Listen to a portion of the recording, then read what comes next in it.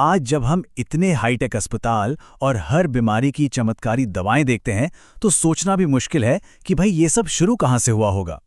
तो चलिए आज इस कहानी की जड़ों तक चलते हैं और पता लगाते हैं कि मॉडर्न मेडिसिन की नींव प्राचीन यूनान की गलियों में कैसे रखी गई। और ये पूरी कहानी एक बहुत ही बुनियादी सवाल से शुरू होती है। सवाल ये कि हमें बीमारी हो जाने के बाद उसके इलाज पर फोकस करना चाहिए या फिर हमारी कोशिश ये होनी चाहिए कि बीमारी कभी हो ही ना। और ये बहस कोई आज की नहीं है, ये उतनी ही पुरानी है जितनी खुद दवा की कला। और कमाल की बात देखिए, प्राचीन यूनानियों के लिए ये सिर्फ एक फिलॉसफी का सवाल नहीं था। ये तो उनकी पौराणिक कथाओं का, उनके देवी देवताओं की दुनिया का एक बहुत जरूरी हिस्सा था। तो सबसे पहले यही समझते हैं कि इलाज के ये दो अलग अलग चेहरे आए कहां से, जिनकी जड़ें असल में मिथकों में हैं। तो कहानी कुछ यूं है कि चिकित्सा के देवता थे एस्कुलापियस और उनकी दो बेटियां थीं।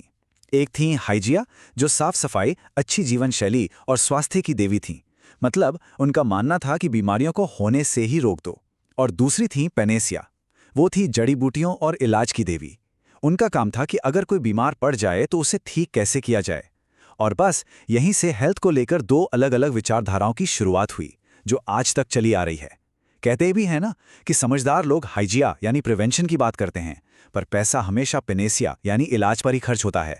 और इन दोनों ही विचारधाराओं के जो पिता थे एस्क्युलैपियस, वो आज भी हमारे बीच हैं।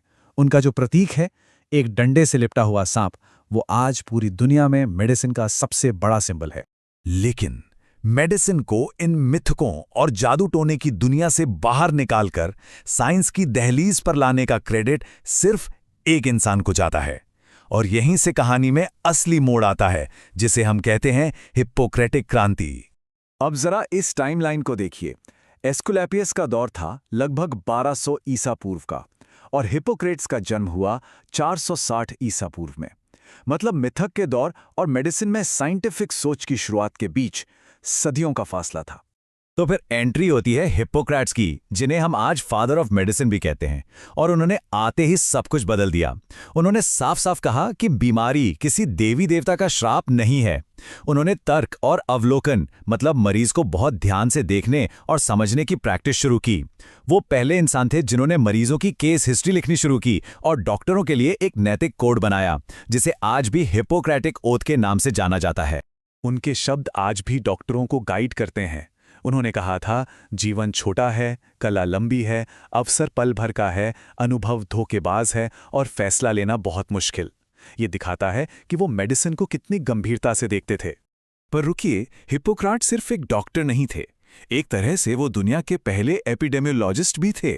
अपनी किताब हवा, पानी और स्थान में उन्होंने पहली बार ये समझाया कि हमारा स्वास्थ्य हमारे आसपास के माहौल, जैसे हवा कैसी है, पानी कैसा है, हम रहते कहाँ हैं, इन सब पर कितना निर्भर करता है।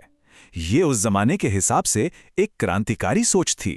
ठीक है, तो अगर बीमारी जादू टोने से नहीं होती तो फिर होती कैसे है? इस सवाल का जवाब देने के लिए यूनानियों ने एक बहुत ही दिलचस्प थ्योरी बनाई, जिसे हम 4 ह्यूमर्स थ्योरी या 4 रस का सिद्धांत कहते हैं। और ये सोच में एक बहुत बड़ा बदलाव था।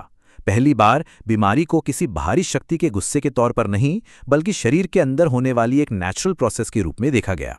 तो इस थ्योरी ने दुनिया के 4 मूल तत्वों यानी पृथ्वी, वायु, अग्नि और जल को शरीर के 4 तरल पदार्थ या रस से जोड़ा। ये रस थे काला पित्त, रक्त, पीला पित्त और कफ। और हर रस का अपना एक गुण था, जैसे कोई गर्म है, कोई ठंडा, कोई नम या कोई सूखा। ये बेसिकली शरीर के सिस्टम को समझने की एक पहली कोशिश थी। इस थ्योरी के हिसाब से हेल्थ का मतलब था इन चारों रसों का शरीर में एकदम परफेक्ट बैलेंस में होना। और बीमारी का मतलब था बस इसी बैलेंस का बिगड़ जाना।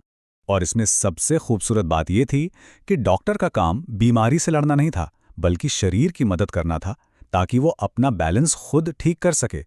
अब देखिए, भले ही ये थियरी आज गलत साबित हो चुकी है, लेकिन ये आइडिया कि हमारे शरीर में खुद को ठीक करने की एक अंदरूनी ताकत है, ये आज भी मॉडर्न मेडिसिन का एक बहुत ज़रूरी हिस्सा है। तो सवाल ये है कि यूनान की इस सोच और इस ज्ञान का आगे क्या हुआ, और इसकी विरासत क्या है जो आज भी हमारे साथ है। हिप्पोक्रेट्स के बाद ज्ञान का सेंटर एथेंस से शिफ्ट होकर मिस्र के शहर अलेक्जेंड्रिया पहुंच गया। वहां की लाइब्रेरी में 70,000 से ज्यादा किताबें थीं। सोचिए, उस दौर का ये सबसे बड़ा नॉलेज सेंटर था, और यहीं पर यूनानी ज्ञान को न सिर्फ सहेजा गया बल्कि उसे आगे भी बढ़ाया गया। और यहां से ये ज्ञान रुका नहीं, बल्कि एक नदी की तरह आगे बढ़ता गया। हिपोक्रेटिक स्कूल से अलेक्जेंड्रियन स्कूल, और फिर वहां से अरब और फारसी विद्वानों तक पहुंचा, जिन्होंने इस विरासत को और भी अमीर बनाया। ये ज्ञान का सफर सदियों तक ऐसे ही चलता रहा। तो इन सब का निचोड़ क्या है? प्राचीन यूनान का सबसे बड़ा योगदान कोई खास मेडिकल खोज नहीं थी।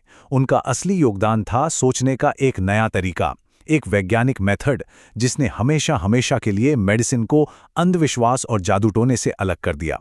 और हिपोक्रेट्स ने इस वैज्ञानिक कला को एक नैतिक और मानवीय आधार भी दिया। जैसा उन्होंने खुद कहा था, जहां मानवता के लिए प्रेम है, वहां इलाज की कला के लिए भी प्रेम है। और ये सब हमें वापस हमारे पहले सवाल पर ले आता है। आज जब हमारे पास हर बीमारी के लिए एक से एक हाईटेक इलाज है, तो क्या हम कहीं ना कहीं हाइजिया की उस सीख को भूलते जा रहे हैं? वो सीख जो शरीर के प्राकृतिक संतुलन और रोकथाम पर जोर देती थी। ये एक सोचने वाली बात है ना?